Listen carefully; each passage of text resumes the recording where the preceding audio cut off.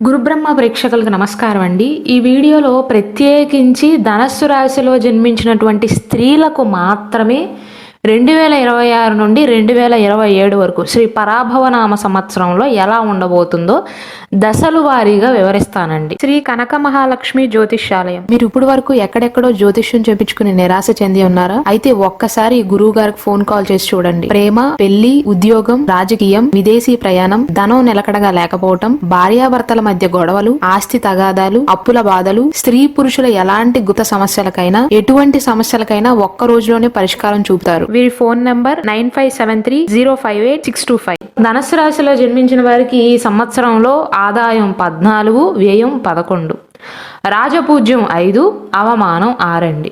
మొదటి దశలో అంటే మొదటి 6 నెలల సమయంలో అంటే జూన్ 2వ తారీఖు వరకు వీరికి సంపూర్ణంగా అనుకూలంగా ఉంటుంది. అయితే 80% మాత్రమే. మిగిలిన 20% ఎందుకు కాదు అంటే వీరికి ప్రస్తుతం అర్ధాష్టమ శని జరుగుతుందండి. అంటే శని 4వ స్థానంలో ఉన్నాడు కాబట్టి తల్లిగారికి సంబంధించినటువంటి అనారోగ్య సమస్యలు కానీ కుటుంబంలో చిన్న చిన్న ఇబ్బందులు కానీ రావచ్చు. ఎందుకంటే 4వ స్థానం అనేది మాతృస్థానం, కుటుంబానికి సంబంధించినది కావున దానికి సంబంధించి ఆలస్యాలు ఎదురవుతాయి. వివాహం కాని వారికి మాత్రం ఈ మొదటి దశలో అంటే జూన్ 2వ తారీఖు వరకు గురువు 7వ ఇంట్లో ఉన్నంత కాలం మంచి సంబంధాలు కుదిరి వివాహమయ్యే అవకాశాలు 90% ఉంటాయి. దాంపత్య జీవితం అనేది ఆనందమయంగా ఉంటుందండి. భర్త, కుటుంబ సభ్యుల యొక్క సహాయ సహకారాలు అనేవి ధనస్సు రాశిలో జన్మించినటువంటి ఆడవారికి లభిస్తాయి. పిల్లల యొక్క పురోగతి అనేది సంతృప్తిని ఇస్తుంది. పిల్లలకు సంబంధించినటువంటి శుభవార్తలను వింటారు. సంతానం కోసం మహిళలు ఎవరైతే ప్రయత్నాలు చేస్తున్నారో వారికి ప్రత్యేకించి ఈ కాలం అనేది అనుకూలంగా ఉంటుందండి. వృత్తిపరంగా అత్యంత శుభప్రదంగా ఉంటుంది. కొత్త ఉద్యోగ ప్రయత్నాలు ఎవరైతే చేస్తున్నారో వారికి అనుకూలతలు, ఉద్యోగం చేస్తున్న వారికి వారు ఎక్కడైతే ఉద్యోగం చేస్తున్నారో ఏ ప్రొఫెషన్ అయినా సరే ఉద్యోగంలో మెరుగైనటువంటి అవకాశాలు సులువుగా లభిస్తాయి. అంటే ఇంటి పనులు నిర్వర్తిస్తూనే బయటికి వెళ్ళి కూడా కష్టపడేటువంటి ధనస్సు రాశిలో జన్మించినటువంటి మహిళలకు ఉద్యోగపరంగా ఈ 6 నెలల సమయం అనేది అనుకూలంగా ఉంటుంది. ఒకవేళ మీరు వ్యాపారాలు చేస్తున్నట్లయితే వ్యాపార భాగస్వామ్యాలు లాభిస్తాయి. ఆర్థిక పరిస్థితి కనుక చూసుకున్నట్లయితే ఆదాయం స్థిరంగా సంతృప్తికరంగా ఉంటుంది. 7వ ఇంట్లో గురువు ఆర్థిక లావాదేవీలలో స్పష్టతను, లాభాలను అందిస్తాడండి. అత్తమామల నుండి దాదాపు గౌరవం లభిస్తుంది, మద్దతు కూడా ఉంటుంది. ధనుసు రాశిలో జన్మించినటువంటి పిల్లలకు అంటే ఎవరైతే చదువుకుంటున్నారో విద్యాపరంగా అనుకూలమైనటువంటి ఫలితాలు ఉంటాయి. అయితే అర్ధాష్టమ శని యొక్క ప్రభావం వీరిపైన ఉంటుంది కాబట్టి కుటుంబంలో ఏ చిన్న సమస్య వచ్చినా వెంటనే పరిష్కరించుకోవటం, ఆవేశానికి గురి కాకపోవటం, మీకు మీ తల్లిగారికి మధ్య సంబంధం బలపడేలాగా ప్రయత్నించటం, వారి ఆరోగ్యపరంగా ఏ చిన్న నలతగా అనిపించినా సరే వైద్యుని యొక్క సలహాలను తీసుకోవటం మంచిది. రాహువు మీకు 3వ ఇంట్లో ఉన్నాడండి, అంటే కుంభరాశిలో ఉన్నాడు. దీనిని విక్రమస్థానం అంటారు. అత్యంత శుభకరంగా పరిగణించబడుతుంది. రాహు 3వ ఇంట్లో ఉండటం వల్ల ధనస్సు రాశిలో జన్మించినటువంటి మహిళలలో అపారమైనటువంటి ఆత్మవిశ్వాసం, ధైర్యం, పట్టుదల పెరుగుతాయి. శని 4వ ఇంట్లో ఉన్నాడు కాబట్టి శని వల్ల వచ్చే ఒత్తిడిని ఎదుర్కోవటానికి ఇక్కడ రాహు ఇచ్చే ధైర్యం అనేది మీకు చాలా ఉపయోగపడుతుంది. మీ సోదరుల నుండి, సోదరీమణుల నుండి లేదా దగ్గరి బంధువుల నుండి అనుకోని విధంగా సహాయం లేదా మద్దతు లభిస్తుంది. రాహు ఇచ్చే ధైర్యం వల్ల ఉద్యోగపరంగా రిస్క్ తీసుకోవటానికి వెనకాడరండి. కొత్త నైపుణ్యాలను నేర్చుకోవటానికి కానీ, కమ్యూనికేషన్ రంగంలో పురోగతిని సాధించడానికి కానీ రాహు ఇచ్చే ధైర్యం అనేది మీకు దోహదపడుతుంది. కేతు 9వ ఇంట్లో ఉన్నాడు కాబట్టి దైవ చింతన అనేది పెరుగుతుందండి ధనుసు రాశిలో జన్మించినటువంటి మహిళలలో.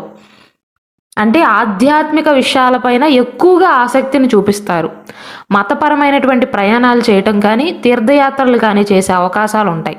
అయితే విద్యార్థులకు కేతు 9వ ఇంట్లో ఉండటం వల్ల ఎవరైతే ఉన్నత విద్యా ప్రయత్నాలు చేస్తున్నారో లేదా విదేశాలకు వెళ్ళాలి అనుకుంటున్నారో గురువుల విషయంలో కానీ, ఆ ఉన్నత విద్యా విషయంలో కానీ నిర్ణయాలను తీసుకోవటానికి సందేహాలు ఎక్కువ అవుతాయి.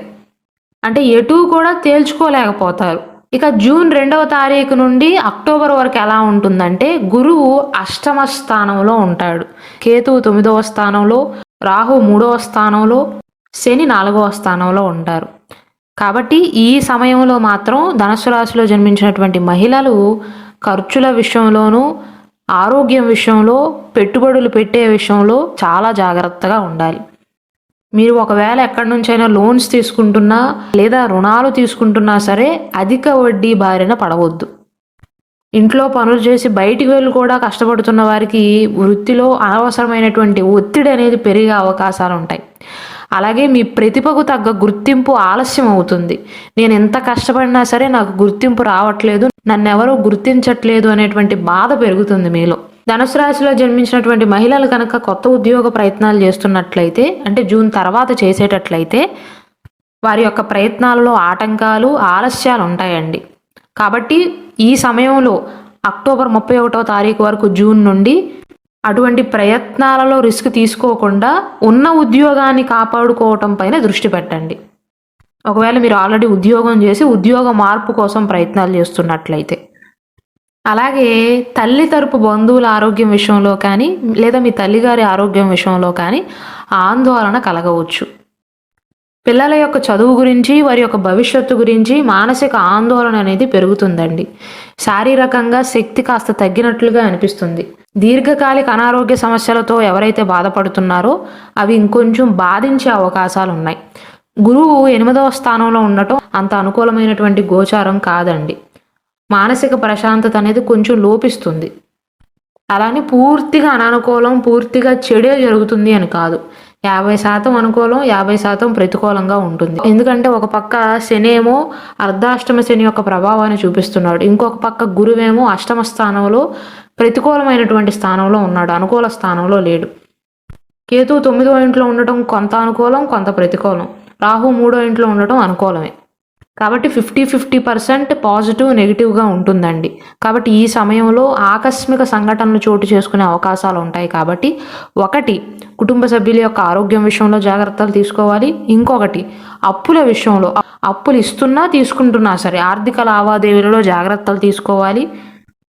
ఆస్తి కొనుగోళ్ల విషయంలో కూడా జాగ్రత్తలు తీసుకోవాలి. ఒకవేళ మీ పేరు మీద ఆస్తులు కొనుగోలు చేస్తున్నట్లయితే వివాదాలకు దూరంగా ఉండే ప్రయత్నాలు చేయండి. ఇక అక్టోబర్ తర్వాత మీకు ఎలా ఉండబోతుంది అంటే గురువు భాగ్యస్థానంలోకి వెళ్తాడు. మళ్ళీ అద్భుతమైనటువంటి మార్పులు అనేవి కనిపిస్తాయి. నిలిచిపోయినటువంటి ప్రమోషన్లు కానీ, జీతంలో పెరుగుదల కానీ లభిస్తుంది.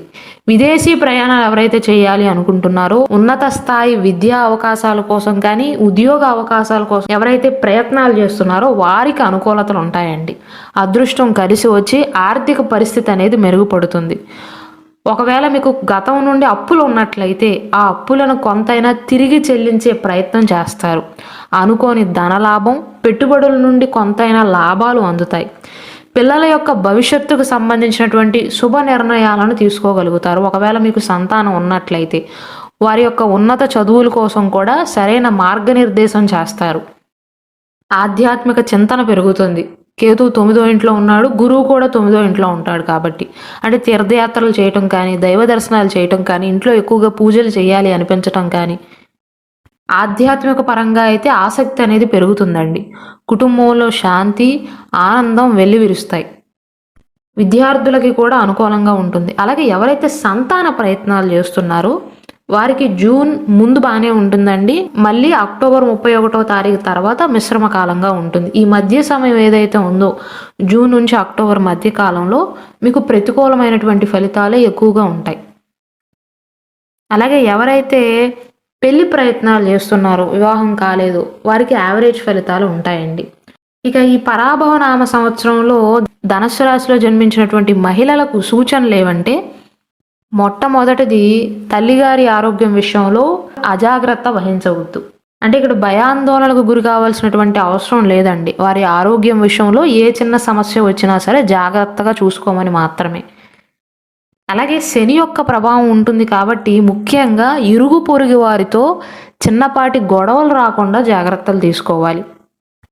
రాహు మీకు అనుకూలిస్తున్నాడు కాబట్టి 3వ ఇంట్లో పరాక్రమ స్థానంలో ఉన్నాడు కాబట్టి చాకచక్యంగా వ్యవహరించటం ద్వారా మీకు ఇటువంటి సమస్యలు ఏ వచ్చినా అధిగమించవచ్చు.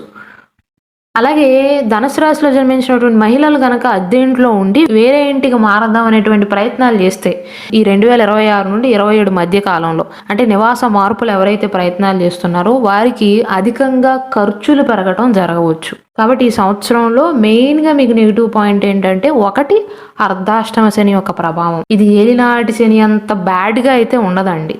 అయితే జూన్ నుంచి అక్టోబర్ మధ్య కాలంలో శుభగ్రహమైనటువంటి గురుబలం అనేది మీకు ఉండదు కాబట్టి ఈ మధ్య సమయంలో ముఖ్యమైనటువంటి నిర్ణయాలను తీసుకోకుండా, ఎక్కడా కూడా పెద్ద మొత్తంలో పెట్టుబడులు పెట్టకుండా, ఇరుగు పొరుగు వారితో గిల్లీ గజ్జాలు పెట్టుకోకుండా కొంచెం జాగ్రత్త వహించాలి. అలాగే ఒకవేళ ధనుసు రాశిలో జన్మించినటువంటి మహిళలకు వారు జన్మించినటువంటి date of birth, time of birth అంటే వారి బర్త్ డీటెయిల్స్ అనేది కరెక్ట్గా తెలిస్తే మీ జాతకం ప్రకారం, అంటే కేవలం నక్షత్రం రాశి బట్టి కాదండి, మీ పర్సనల్ జాతకం ప్రకారం, మీ జాతక చక్రం ప్రకారం ఒరిజినల్ సర్టిఫైడ్ జాతక రత్నం కావాలి అన్నా, జాతక రుద్రాక్ష కావాలి అన్నా, కరుంగలి మాల కావాలి అన్నా ఇక్కడ డిస్ప్లే అవుతున్న మా వాట్సాప్ నెంబర్కి మెసేజ్ చేసి ఆర్డర్ చేసుకోవచ్చు.